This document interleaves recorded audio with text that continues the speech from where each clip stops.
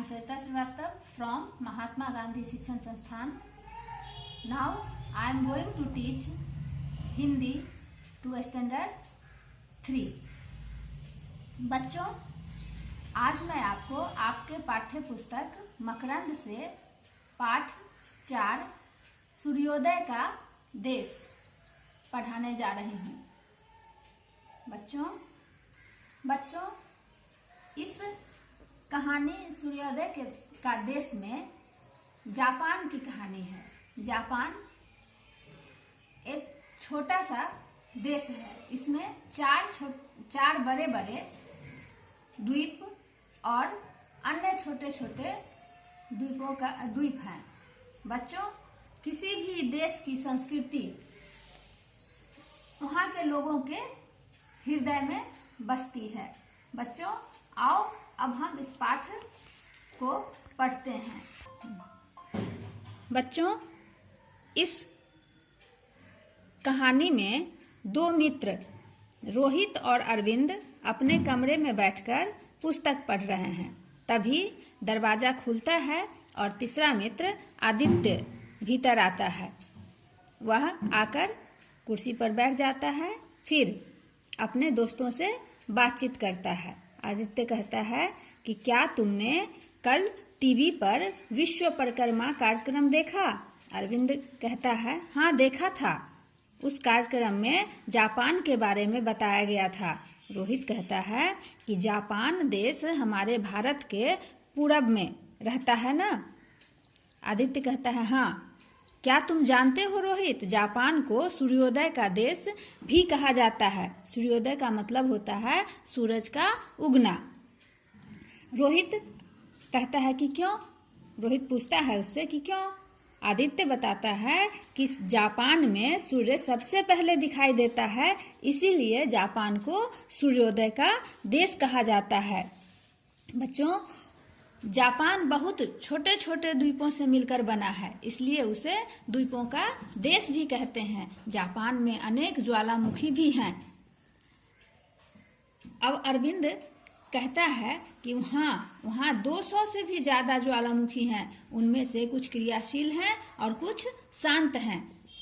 Fujiyama Japan का एक प्रमुख ज्वालामुखी है। वह कई 100 वर्षों से शांत है। बच्चों, उसके पास अनेक झीलें हैं। कल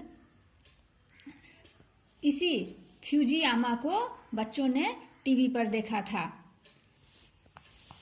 अब प्रश्न रोहित पूछता है कि क्या इतने सारे ज्वालामुखी हैं तो उनके फटने से भूकंप भी आते होंगे?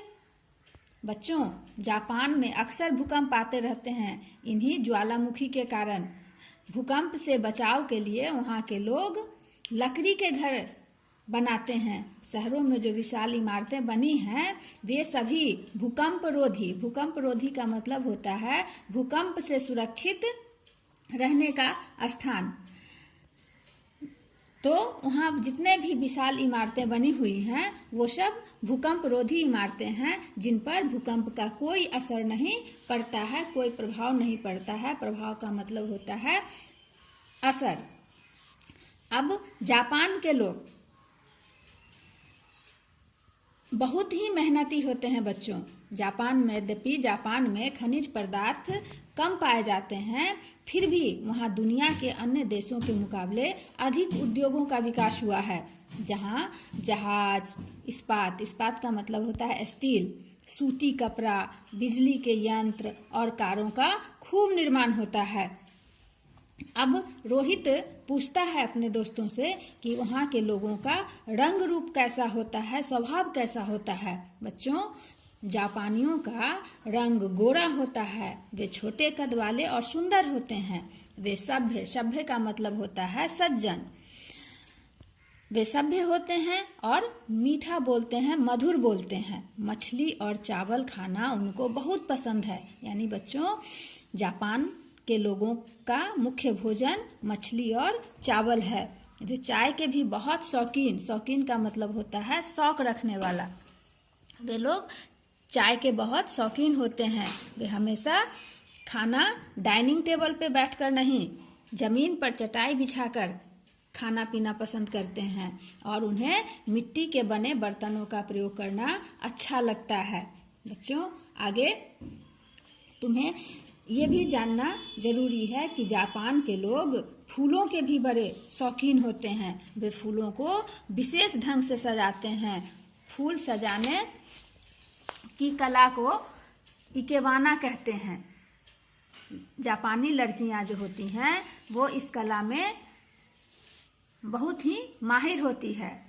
वहाँ के लड़कियों के लिए ये कला जानना बहुत आवश्यक होता है। बच्चों, जापानी लोग सफाई पसंद भी होते हैं। वे साफ सुथरे रहते हैं। उनके घर, गांव, शहर सभी स्वच्छ का मतलब होता है साफ होते हैं। जापान में 3 चीजें बहुत प्रसिद्ध हैं: फूल, बाग और मंदिर। जापान के अधिकतर लोग बौद्ध धर्म को मानते हैं। बच्चों, जापानी लड़के पतंगों के और लड़कियां गुड़ियों के बहुत शौकीन होती हैं। उन्हें गुड़ियों से खेलना बहुत अच्छा लगता है। जापानी लोगों का पहनावा होता है पुरुष जैकेट और चटाई के हैट पहनते हैं। वहीं जापानी महिलाएं जो होती हैं वह गहरे रंग के लंबे लंबे चोगे पहनती हैं। ये चोगे किमोनो कहलाते हैं। वहाँ की जो जापानी महिलाएं जो परिधान पहनती हैं, जो वस्त्र पहनते हैं, उसे किमोनो कहते हैं। बच्चों, जापान के लोग अपने देश के लिए जान की बाजी लगाने को भी तैयार रहते हैं। वे अनुशासन प्रिय और अपनी परंपराओं में विश्वास रखने वाले लोग होते हैं। बच्चों, जापानी लोग की कर्मठता को देखते हुए हमें भी उससे सीख लेनी चाहिए और भारत को आगे बढ़ाने की कोशिश करनी चाहिए। हमें भी उसी तरह का कर्मठ, उसी तरह का मेहनती होना चाहिए। बच्चों, अब बताओ कि हम भला देश को कैसे आगे बढ़ा सकते हैं।